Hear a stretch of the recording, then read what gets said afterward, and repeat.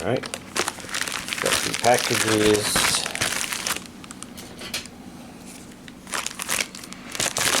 Only use scissors on the first one because the bottom one has that evil styrofoam in it. This is why we find this.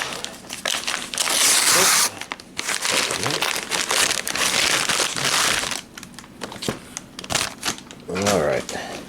So first up we have Pokemon the movie, Secrets of the Jungle, DVD and Blu-ray versions.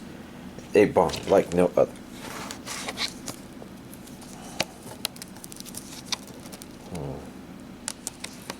Come on, plastic. It's late. I need to wrap this up. Get to sleep.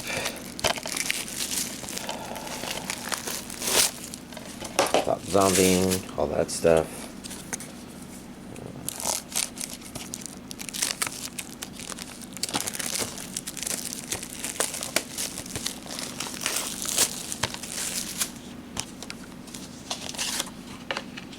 Alright, so we take a look in here.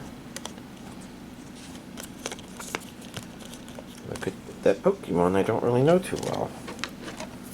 Because I've not played the DLC for Sword and Shield. And you can see the images are the same on those. But this one, of course, the Blu-ray is nicer. It has the background art to it. Just another closer look. Yeah, there's more to it. Very cool.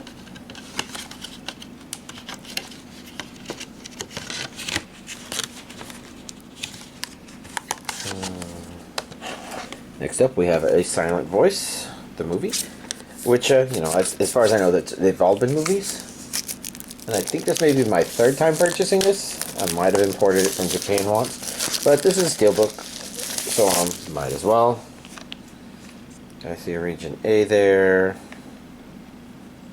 Powerful movies I have seen all year. So I can set that aside. Oh look, I still have this up here for some reason. Let's toss that down there.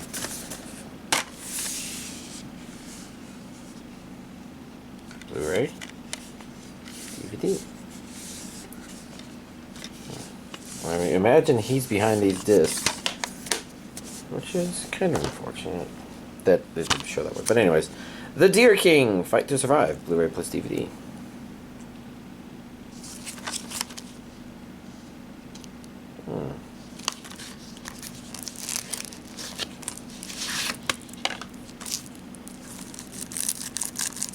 Something endearing about the image on the front here. Something not endearing about the tenacity of the plastic here. Get off of there. There we go.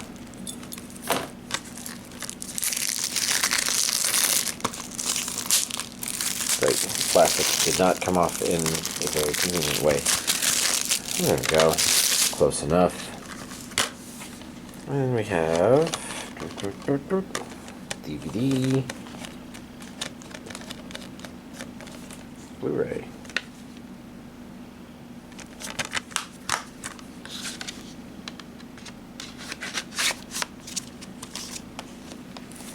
Next up we have Naruto Blu-ray set 8, which was surprisingly hard to find for some reason. I mean, I did eventually order from Amazon, but it was like the Amazon search didn't want to return this. Maybe. Or maybe it did and I just had trouble processing the opening. Not the opening, the cover. But anyways, region A, blah blah blah. This seems slightly unusual. Let's get all these out first. Look at the advertisements for manga stuff. And this, I don't remember there being posters, but here we have a, what I think is a poster. All those characters, but let's, yeah, nothing on the back. Nothing on the back. This is not how it was folded before. That feels a little bit better. I don't know. And then we've got 4 pretty straightforward discs. 220. I think this is the last of the Naruto. If I'm remembering correctly, it was only 220 episodes. Well, that's kind of cool. I guess next up will be Naruto Shippuden. And last but not least, we have Code E. Not to be confused with Cody.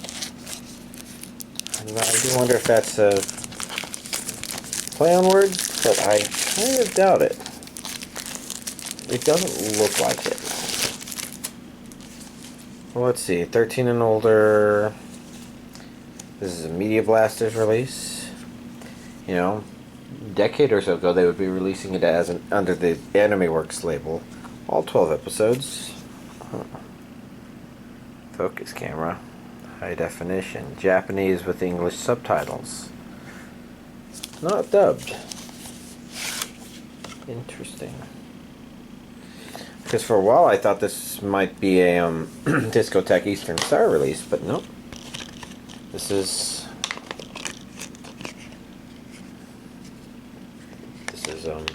Media Blasters.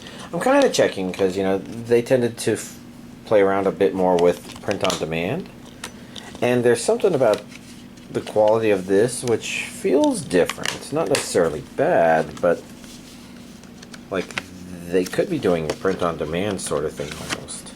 I don't know. That's an interesting curiosity. Anyways, here's this week's anime DVD collection update. Alright, let's try to get to this list pretty quick. Spy Family, episode 16. Pretty funny little episode. Trying to think if there's anything to comment about it. I obviously don't want to spoil it if I do, but funny little episode. Good Spy Family. Beast Tamer, episode 4. Again, being okay. It's interesting comparing Beast Tamer to farm-related skills, because I feel like one of the things that at least makes Beast Tamer more okay is that it really does feel like our main character thinks like a Beast Tamer, which is a little bit easier to do because, you know, that's his defined class, and so when they have fun with him, they have fun with him as a Beast Tamer. But at the same time, you know, it works okay. It kind of suffers, I guess, a little bit from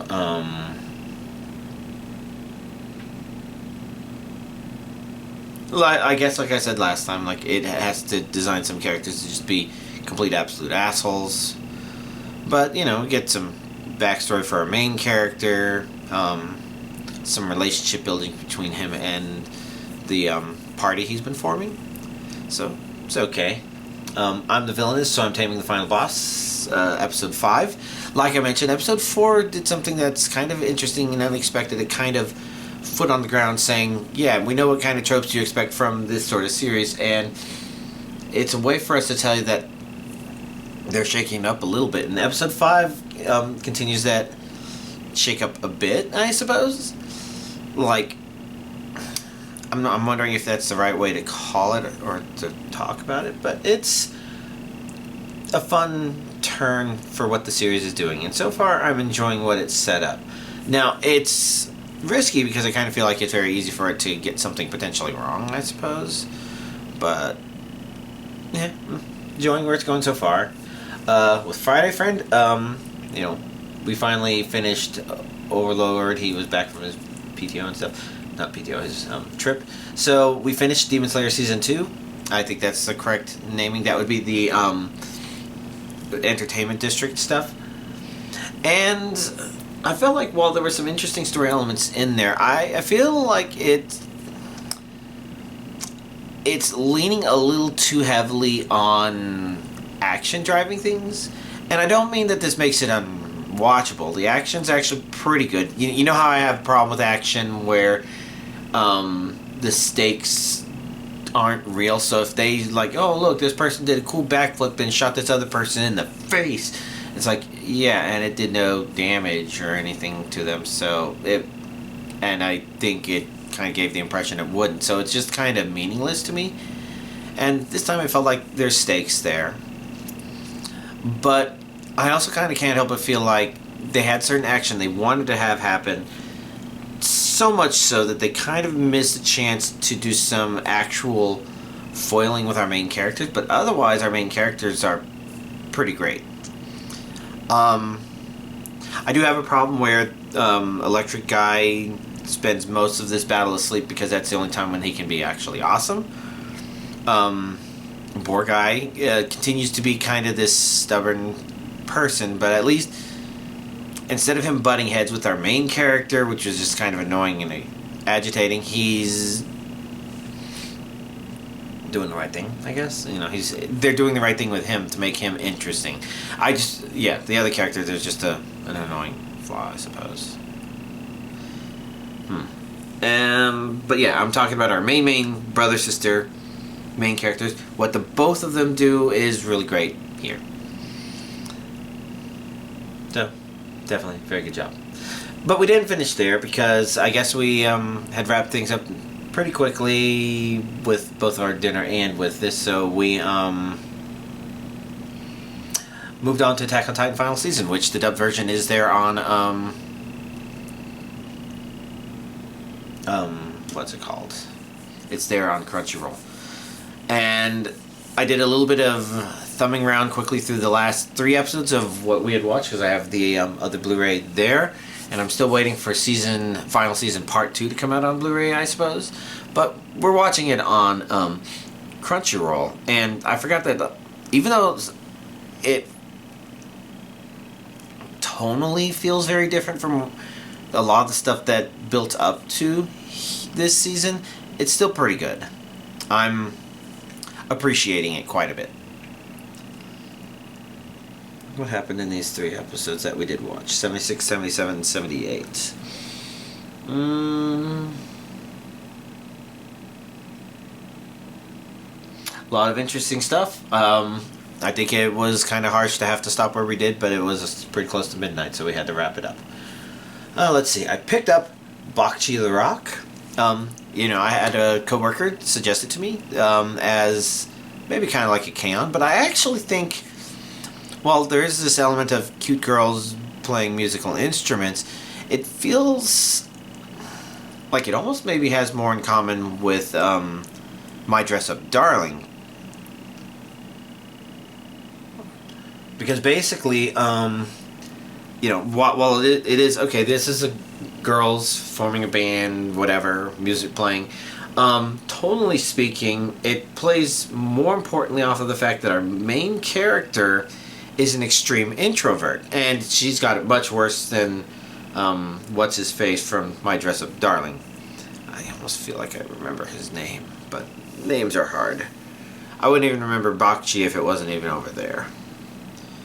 But it's kind of neat. I'm waiting to see where it goes with it, but unlike some of the other things I'm watching, it does feel like it's building stuff up and going somewhere and interesting stuff. I do like the fact that it gives a much more reasonable explanation for why our main character is good for the guitar. K-On, that one was actually fine. She just had a good natural intuition. But this one, our character, in her introversion, chose to start playing guitar because, she's not someone dragged out of her introverted comfort place. She wants to leave it. She's just so held back by it. And so it's, just kind of nice in that regard.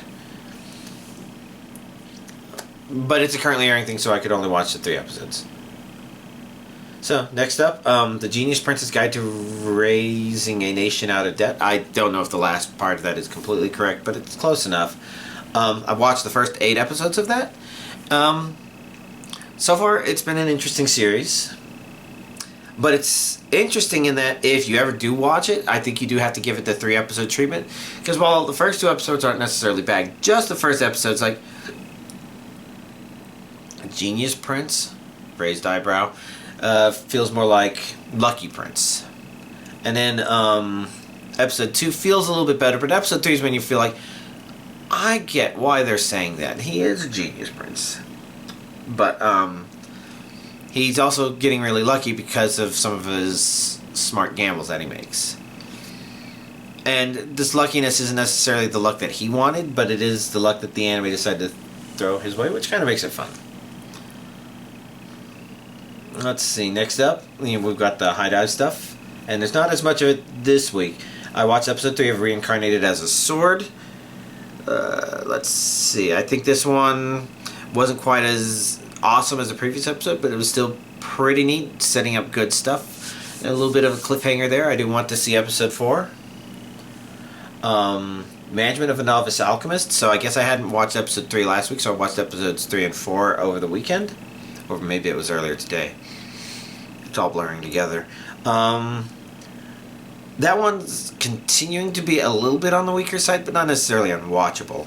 I think the main issue is just that, to a certain degree, our main character is just able to do too much stuff that some of it I kind of question. It's like, okay, is this really a unique thing? These characters do not seem very well equipped for handling themselves, but it is about kind of resolving some of these conflicts. It's not... Some of the conflict, when it is there, is kind of nice.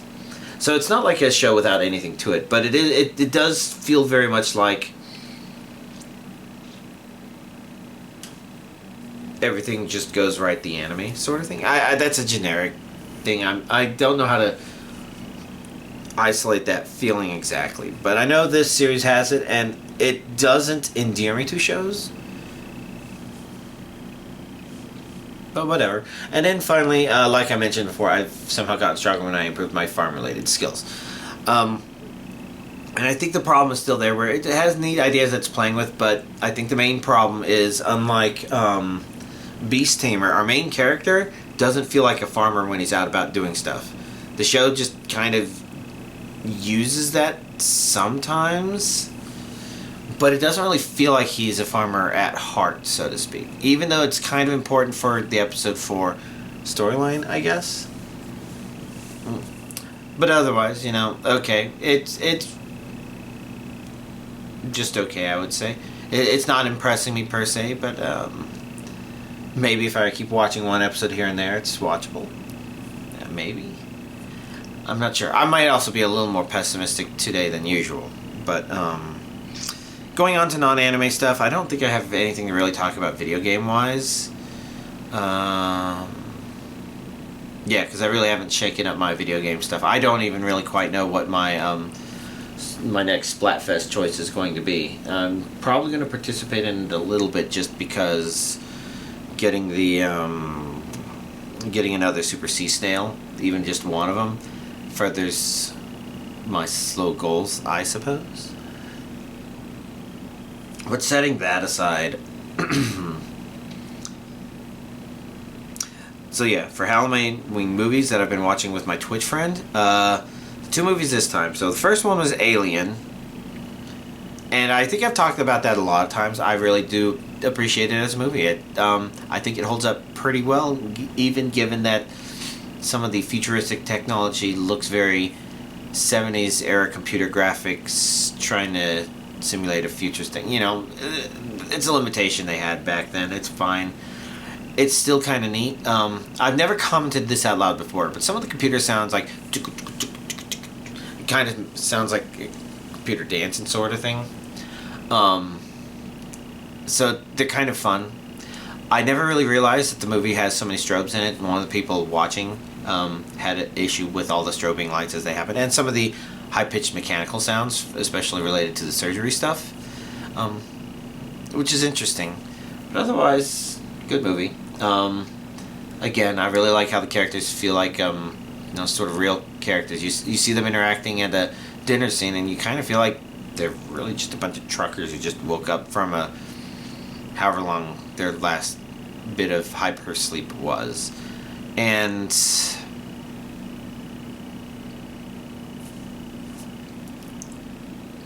yeah,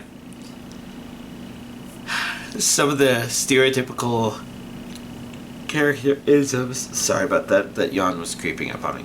Some of the character isms feel more like these are what these characters are starting to do under these really stressful scenarios. And it's interesting because it's not even limited to everybody. A lot of people know that Ripley is kind of the continuing main character for alien stuff beyond that. And if you know that, then it's not too bad, because her presence there is definitely not one of, oh, this is the character who's definitely going to live. But, you know, when things start getting stressful, she's like, I'm going to handle things by going by the book. Like, she's not necessarily a stickler for the rules, but she understands why they're there, and she's very cautious about trying to do the right thing, so to speak.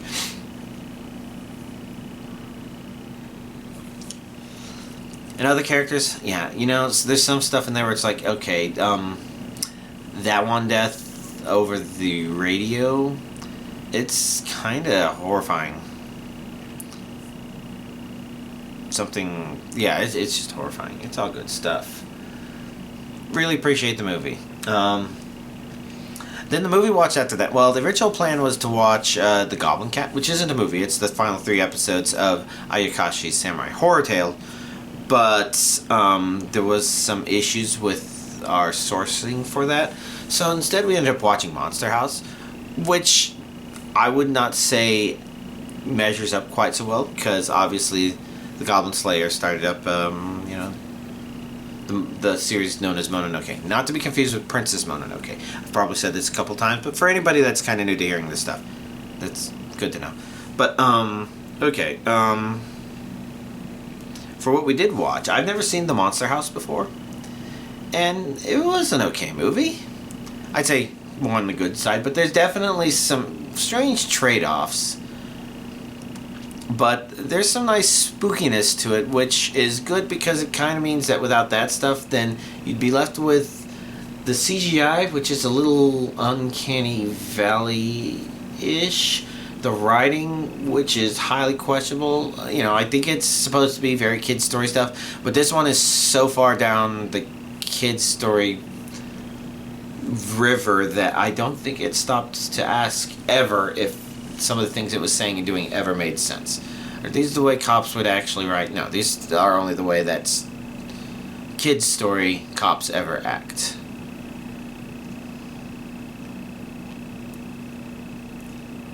And I never knew that one gif came from this movie. It's kind of funny. But, you know, for all that negative stuff, the fact that it does have its spooky scenes, moments, presentations, works. The flashback only left me with more questions than answers. But again, you know, it's a movie with its trade-offs, but kind of interesting. Let's see, is there anything else to talk about? Nothing is coming to mind. So probably that means I wrap this video up and y'all have a nice week.